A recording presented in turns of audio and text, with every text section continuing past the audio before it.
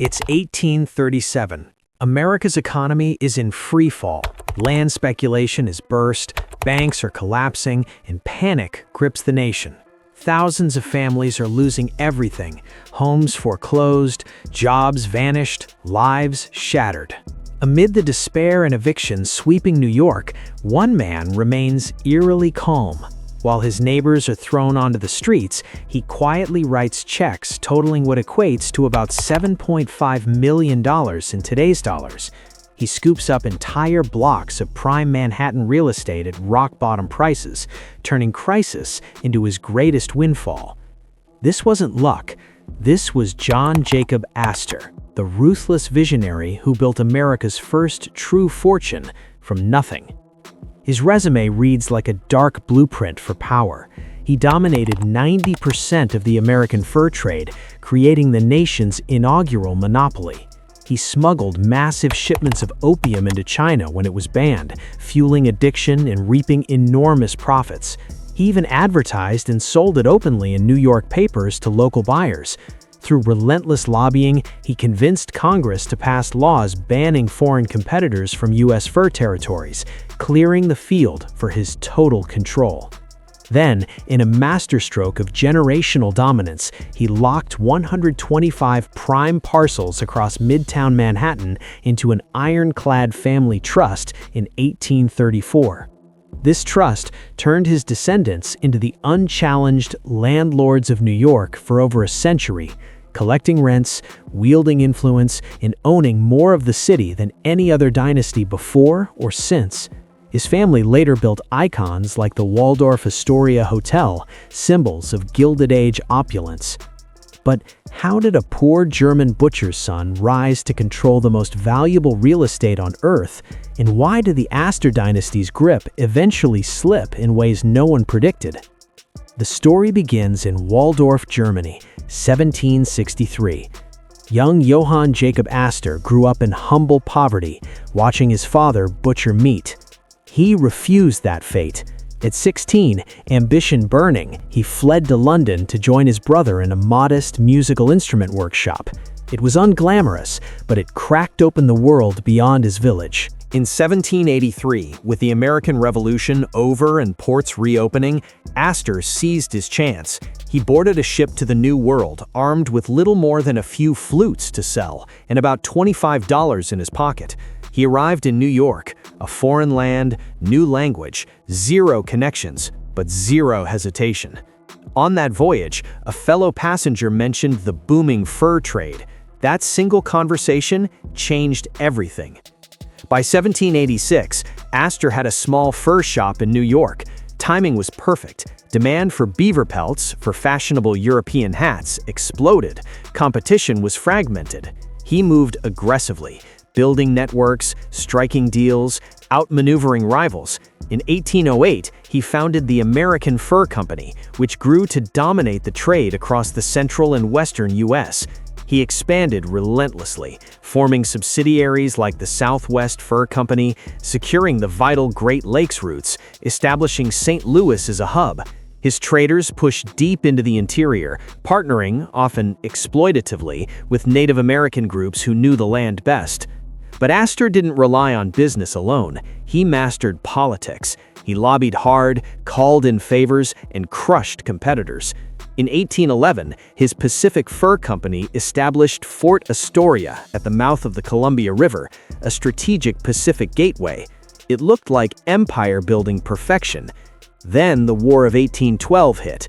British threats forced his men to sell the fort cheaply to a Canadian rival. Astor's Western dream seemed crushed.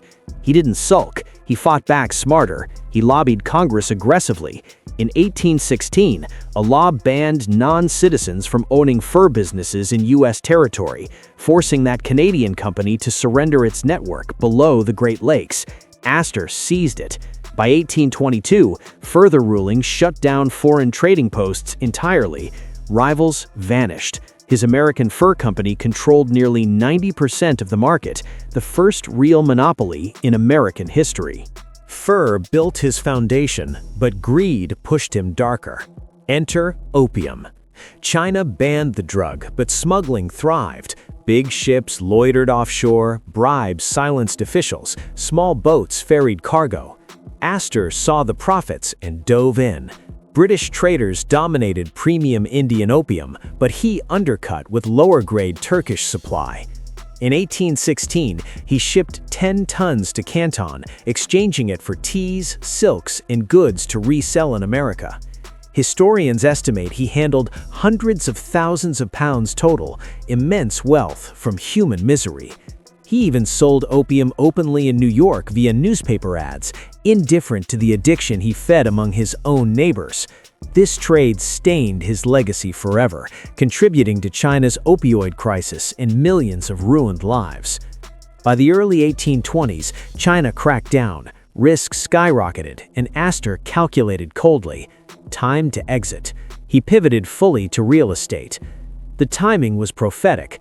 Fur demand faded. Silk hats replaced beaver, populations dwindled, costs soared, complaints mounted about mistreatment in native trade.